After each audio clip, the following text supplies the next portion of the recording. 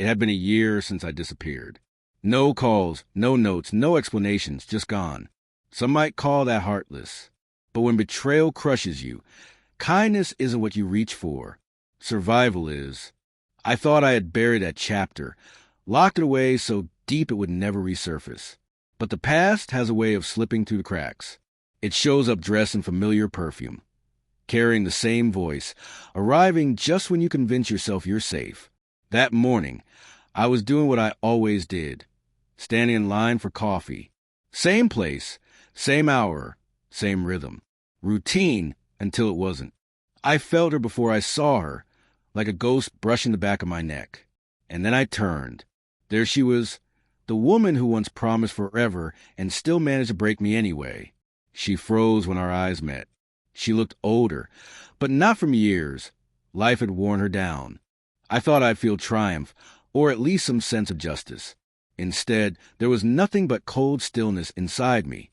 "Hi," she said, as if nothing had burned, as if she hadn't reduced us to ash. I said nothing. She stepped closer, hesitation in her movements. "Can we talk?" This wasn't how it was supposed to go.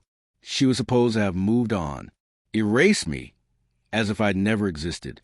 But there she was, eyes carrying something, regret, maybe, or just the dread of being alone. "Why now?" I heard myself ask, my voice low, strange even to me. Her gaze fell to her hands.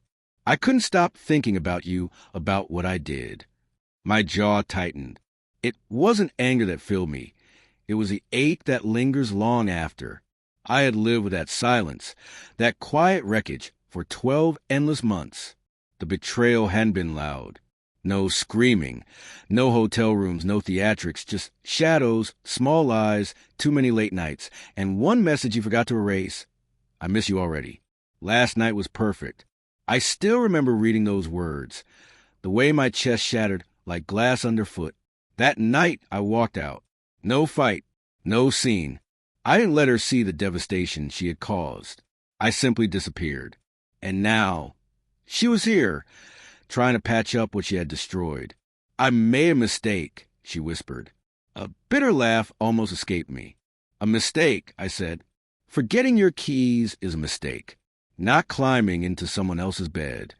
I had been grinding through 2 jobs, trying to build a life we once promised each other. "What is it you want?" I asked. Her eyes lifted to mine, wide, almost desperate. "I just want to talk. I want you to actually hear me. Please." I didn't owe her anything anymore, but some part of me, buried under the scars, wanted to listen.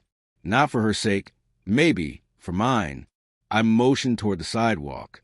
"Walk with me for a while." Silence stretched between us, broken only by passing cars and the rhythm of our steps. "I never meant for it to happen," she whispered at last. I said nothing. I felt lost, lonely. You were always working, always exhausted. I just wanted to feel like I mattered. There was the explanation dressed as confession. I had imagined this moment 1,000 times, and yet the sting was still fresh. I was tearing myself apart for us. I said flatly. She froze. "I know. I see that now. I didn't then." Her voice cracked, and for a moment I believed her regret. But belief didn't heal anything. "You didn't just shatter my trust," I said. "You shattered me." Tears welled in her eyes. "I'm sorry. I believe you are. But sorry doesn't rewind nights." I sat alone, wondering what I did wrong. "Sorry doesn't make me whole again." "I wasn't replacing you," she murmured. "It was just one stupid, weak moment. That moment had burned everything down." She went quiet, then reached into her pocket and pulled out a folded letter. "I wrote this weeks ago. Couldn't bring myself to send it." I took it, but didn't open it, just held it. "I'm not here to win you back," she said. "I just need you to know you mattered, and you still do." She stepped back, watching me, hoping maybe I'd pull her close. But I couldn't. Love doesn't always survive betrayal. Sometimes it withers and fades without a sound. I looked at her one last time. "Take care of yourself." Her face trembled, but she didn't fight it. She nodded and walked away. For the first time, I didn't stop her. No rage, no heartbreak, just calm. Closure doesn't always come as reconciliation. Sometimes it's simply knowing you had the strength to let go and the wisdom not to return. I walked home lighter that day, not because I forgave her, but because I finally forgave myself.